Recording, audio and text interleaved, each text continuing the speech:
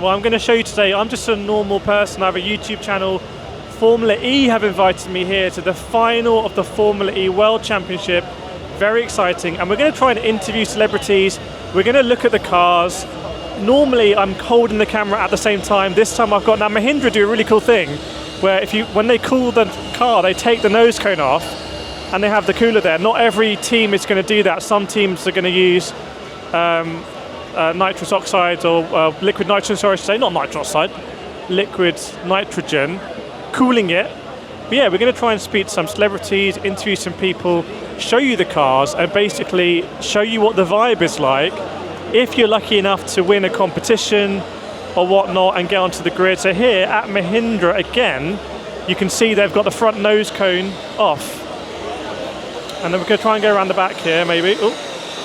And that's how they cool their car, but not every team's going to do it, like I said.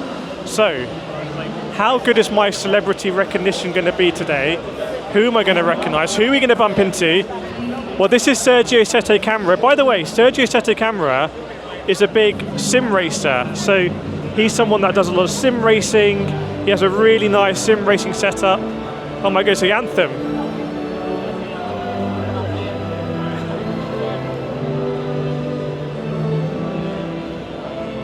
Oh god, this is Sergio here.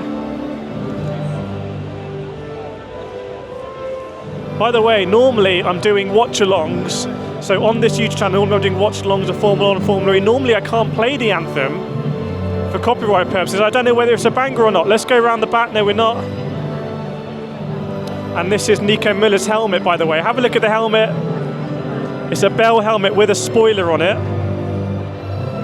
And the amount of access you get on this grid in particular to the cars is absolutely obscene. I cannot believe we get so close to the cars. And you can see here, it's the last race actually for the App Cooper team in this guise. They're going to go into a different manufacturer livery next year. So you can see they've got the team members' names on the car here, which is pretty cool to see. Really fun team, App Cooper. Müller and De Grassi. De Grassi, if we see him, we'll try and speak with him because he's someone who I call the godfather of Formula E. So who can we see here? Which Neil McLaren driver is this? This is Jake Hughes. He was I don't know. It's so weird not having a camera, and also I'm going to poke someone's eyes out. So Jake Hughes here was a rookie driver last year in Formula E, and someone that actually my co-host of the Formula 1 podcast, Sam Dimolo, I think they've raced against each other. And you can see the Alpine Star gloves that he's got there. Different style of gloves actually, very unusual gloves to see there. Different style. And if you stand here, you'll get a really nice view of the Neil McLaren Formula E car from the front. Neil McLaren, by the way, they basically bought the assets of the old Mercedes EQ team, who were a really successful team in Formula E. That's where Nick de Vries won his Formula E World Championship. So we'll see if we can see Nick de Vries. It's so busy on this grid. So this will be Dan Ticktum's car. And you can see on the steering wheel of Dan Ticktum's car, he's got, well, the map of the London E-Prix circuit. And we've spoken to Dan a lot. He doesn't have a sim rig, but we're going to set him up with a sim rig, which is very exciting. So that's going to happen. And he's on the checkered line here, which I guess is the finish line, a split start and finish line. Now, if you're wondering why a lot of the cars look the same, it's because they use a lot of spec parts. And here's Norman Nato for Andretti. You can see, looking very cool, stars and stripes on it.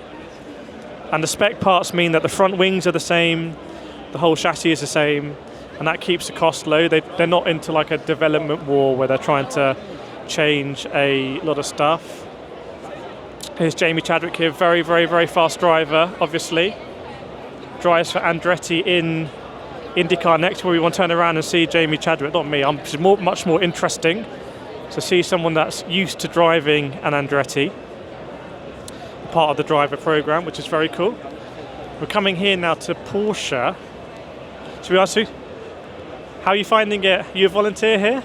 Yeah, I'm actually from Australia, wow. travelling for the summer, but decided to do some events while I'm over here. So if there's anyone watching who wants to have this great view as a marshal, any tips you can give them on how to find these opportunities? If you head to the Motorsport UK website, if you're from here, that's the best way to get started. You can start at like a local hill climb or circuit event and then work your way up.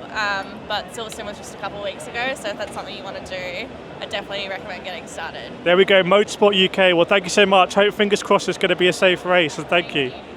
Cool to see you, Motorsport UK. Thomas, can we have a quick word with you? Sure. This is Thomas Loudenbach, heads up Porsche Motorsport. How's your heart rate today? It's okay.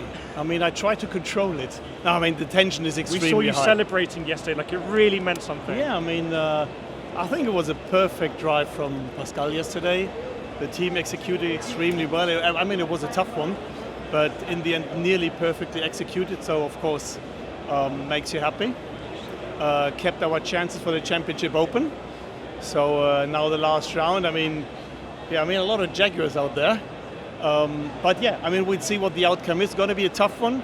But I think maybe we in the qualifying on a single lap performance, we were not right there where the Jaguars were. Mm-hmm. But I think as we could see yesterday, we should have a good racecraft. So let's hope we have the opportunity to overtake. One question I have is, are you going to be trying to call in any favours from your customer team, Andretti, or is that not going to be in the, or is it just going to take it as it comes? No, I mean, they are fighting for a long position in the team's championship, which is fine.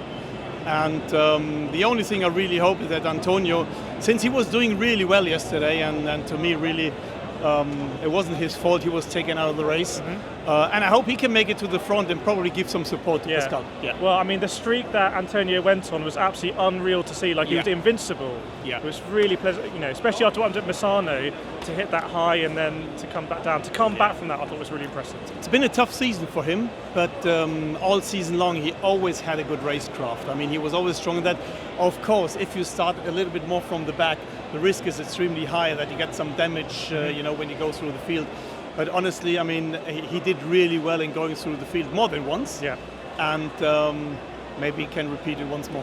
Yeah, very unfortunate yesterday. Thomas, your interview on YouTube has about 20,000 views talking about sim racing, Porsche Motorsport. People have really enjoyed it. So if you want to see that, and Thomas, great as always, and the very best of luck. And please keep fingers crossed. Yes, I hope for Porsche Motorsport. Thank you very much. Thank you. Good luck, Thomas. Always such a cool person to speak to. Thomas Loudenbach, who heads up Porsche Motorsport, and the integration of sim racing and real-world motorsport at Porsche. And there is Antonio Felix da Costa, his charge, per se, who's gone on a really cool run. Hopefully you're getting the vibe of what it's like to be on the grid, and hopefully the audio is working. Because if the audio is not working, then, suboptimal, I would say. Here's Nissan Formula E, obviously a big factory team. They bought the most aggressive Nissan Leaf I've ever seen. And I believe the head of Nissan Motorsport is actually here today. And meanwhile, here's Neil McLaren, Sam Bird's there, British driver. So yeah, if you're a Formula One fan, here's Stoffel Goat Dawn. Now we were asked to see where Stoffel's going to be next season. We don't know. He was like this last year, or sitting on the side. He likes to sit at the barrier maybe, and you can see Stoffel's getting ready to have a great result. He's not going to be driving for DS Penske next year. That's been confirmed. So we'll see where Goat Dawn, who by the way is a Formula E World Champion. So if you didn't know, he's a Formula E World Champion. And we make our way through here. I imagine it's going to be very busy at the front of the grid. More drivers, by the way, who were in Formula One. John-Eric Vergne is the only two-time Formula E World Champion and has had, I think, probably the most consistent season out of anyone this season in Formula E. I think the most points finishes. And we interviewed him here last year, and we're talking about the future. He's also a Peugeot hypercar driver and WEC. Really, really, really top-level driver for DS Penske. Great access here. But I want to see some celebrities. I want to spot. I heard rumours that Craig David was here. So otherwise I'm going to make a mistake and try and approach someone who's not actually who I think they are, which is going to be very embarrassing. Here's an Envision team. When Thomas Loudenbach said there's a lot of Jaguars, I think he was also referring to the teams that use Jaguar powertrain, which is Envision. And here's Sylvain Philippe. You just see the man in the gilet here, super dry. He's actually the team principal of Envision using a Jaguar powertrain. So that's why I asked Thomas Loudenbach, does he think that you know, it's going to be a tale of customer teams as well. By the way, let me know any questions you have in the comments, and I will do my best to answer them, because it's getting very busy now, as it always does when you get to the front of the grid, because everyone wants to get to the front of the grid and see the cars that are really in contention to win. But the other thing about Formula E is that it chops and changes so much. I think Oliver Turvey's here, who's I think he's like a development driver now for DS Penske.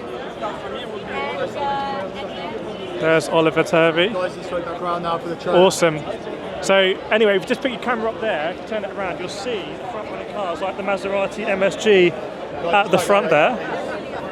And we're going to get corralled back.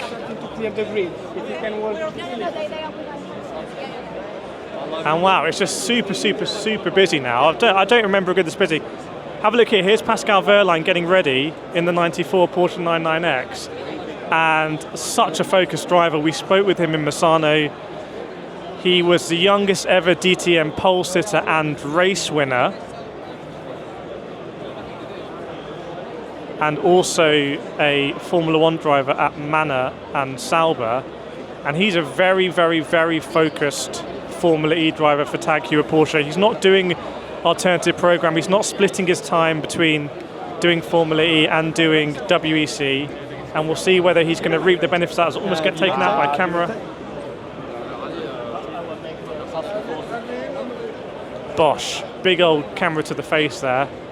But here is the man that I kind of want to see his body language, Pascal Wehrlein. Obviously, by the time you watch this video, you'll know whether he's won or not. But it's an interesting moment here to see, does the pressure get to him or not? And to me, it seemed when he won the race here yesterday, because at London, they do a race on a Saturday and a race on a Sunday, he absolutely coped with the pressure so well. There's so many restarts, and he had to just keep going, get away from Jaguars. Really interesting. See the tyres here? The Hankook logo is being worn off. There's only a very few number of tyres that they get to use in Formula E over a weekend, because the tyre compound is so hard that you can see that's definitely what you might call a scrubbed set in Formula One. But where is Pascal right now? He's just crouching down and sitting there. Let's move a little bit because we're going to get corralled again. Haven't been able to spot any. Well, to me, Thomas Laudenbach's a celebrity because he heads up Porsche Motorsport and he designed some insane cars for Porsche. But if you poke around there, you might just get a quick view of Pascal, who, if he wins this race by the time you've seen it, I reckon his profile, what an interesting shot here from Pascal. He looks absolutely wired in. I love this. Obviously the racing that I do as well at a lower level, but this reminds me of me sitting in the grid when I've been going for championship battles. Give him a thumbs up there. We we do like Pascal Wehrlein quite a lot. Got an interesting video coming out. And we're going to get pushed back even more. Can I maybe nab some famous people in the flow? Or maybe someone random? I don't know. Jean-Eric Verne here taking a little selfie. Like I said, the only two-time Formula E World Champion driving in the golden DS Penske that has Golden Globes as a sponsor. They know what they were doing. And there is Oliver Turvey, who is part of the DS Penske setup, who's also a very fast driver himself. Maybe he'll jump back in, or maybe he's transitioning to a different role in Formula E. As we make our way back, here's Sam Bird. You can see Sam Bird, just such an experienced Formula E driver. Oh my goodness, came across in the first season. Was with Jaguar TCS Racing last year there, Sam Bird. Had a great message for young karters saying don't give up. Everyone's going to write you off. There's going to be moments where it's really tough, but don't give up, just keep going. That was Sam Bird's message. And he also moves forward in races as well. And we'll see where that happens here. He's a great person to follow, Sam Bird. Absolutely love it. But this is the transition. This is what I call the transition moment when you're on a grid, which is that it goes from having all this hubbub and the glitz and all the sponsors and all lucky people on the grid like myself here, to being just the cars. And I think here they're going to do a concert as well, which is a bit unusual, but it's basically just the cars and ready to go. And this is such an important race because you have three drivers who are in the hunt for the championship, and each one of them has such a dramatic story to tell. Now here is Pascal Wehrlein's teammate Antonio Felix da Costa, And there is Antonio Felix da Costa. We hope he's going to do well. We saw him in Misano where he won the race, jumped into the pool, and then got disqualified. There's, by the way, an Indian driver in Formula E, Jayan Daruvla. You're going to really struggle to get that, but maybe you will. Oh, you have got it. Wow. It's so good not having to hold my own camera here. This is unbelievable. I'm being sped up here. By the way, here's Dan Tickton. We'll go to the left-hand side and we'll try and speak with Dan Tickton. We'll see Dan Tickton. Dan Tickton, such a cool guy. Always has a load of time for us on the live streams we do. So wishing Dan the best of luck with ERT. Obviously very, very, very fast and highly regarded driver. And basically, we're not needed on the grid anymore. Oh, the camera's here. We're just a sideshow. This is all about the racing, and the racing's what I really enjoy. It's such a privilege to be on the grid, though. I can't explain just how lucky I feel right now. So by the way, thank you so much everyone who's subscribed. Almost 100,000 subscribers on the channel covering sim racing and motorsport. Here's Lucas Di Grassi, by the way, the godfather. Little story about Lucas Di Grassi. He once drove through the pit lane here. He drove through the pit lane and basically won the race, but then there was a tiny technicality where he was disqualified. But awesome kind of Michael Schumacher-esque shortcut there. And his teammate Nico Müller, he had a really good result yesterday. No more photos, go! We got to go. I think we should just sprint. Good luck with Nico Müller. He had a great result yesterday, by the way. Keep moving, quickly. In what's going to be rebranded the App Cupra. Basically, whether you're on the grid or not, the cars are going to get going. So if you don't want to get run over, just go. I think is the message. Should I go around the back? Or? No? Look at the ERT here. Great livery on it. They do their own powertrain as well. We spoke about Jaguar having customers, and we asked Thomas Lauderbach about his customers. ERT do their own powertrain as an underdog, which is crazy. And I've never actually felt, I've done quite, by the way, on this channel, I'm lucky to have done lots of grid walks. I'll put them in links at the end or in the description. I've never felt tension like this one. There is so much online. Abby Pulling's just here, who's an F1 Academy very fast driver. Whoa, that's one of the cars going. We need to get off this grid ASAP. Otherwise, we're going to be part of the race and not in a good way. But someone here from Mahindra taking a selfie. And here's Jake Dennis, the Formula E World Champion with the chrome helmet. And we got an interview with him on the channel where he gives his messages to young karters and sim racers. But really, I mean, personally for me, a very inspirational. So if you turn the camera around now as you're walking, probably. In fact, I'm going to commandeer the camera. There we go. Look at this now. Wow. This is insane. I've never ever been on a grid like this. Everything's flashing. Thank you so much, everyone. Please, if you like it, hit the like, hit the subscribe. We'll do a lot more of these. How cool is this?